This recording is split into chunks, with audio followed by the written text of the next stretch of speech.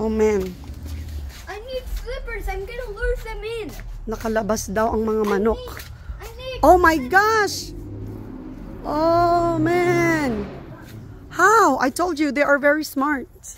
They're everywhere. Oh my gosh! They're eating. Ala, ganon. Isprayan lang silang ganon lang.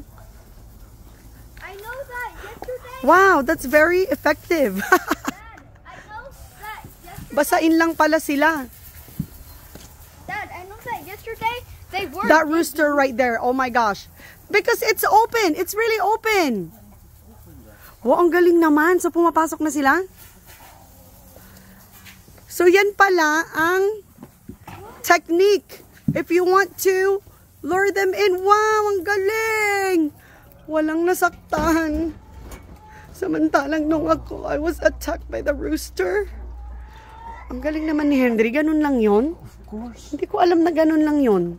I'll give them chicken. So nakatakas yung mga Why are you manok giving them namin. chicken? That's Ala. cannibalism. Yeah, but they Hala, apanda. eat Nakaray ka ng ukra. Oh my gosh. It's just what they do. Kinaray-kay nila ang mga okra namin. Okay, someone has to die today. They killed some of the plants. Okay, sinong isasakripisyo natin dyan? Sino ang promotor sa inyo dyan? Okay, magsalita kayo. Sino ang promotor? Okay. Sino ang namuno sa lahat? Oh my gosh, there's another one. Okay, hold on. That's not the rooster, right? It's not gonna attack me, right? That's not the rooster. Okay.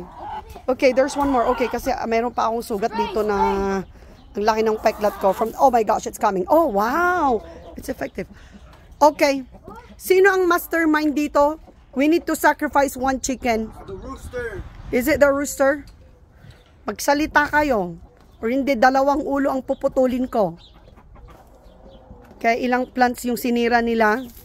We don't do that. That's bullying. I'm practically bullying them right now.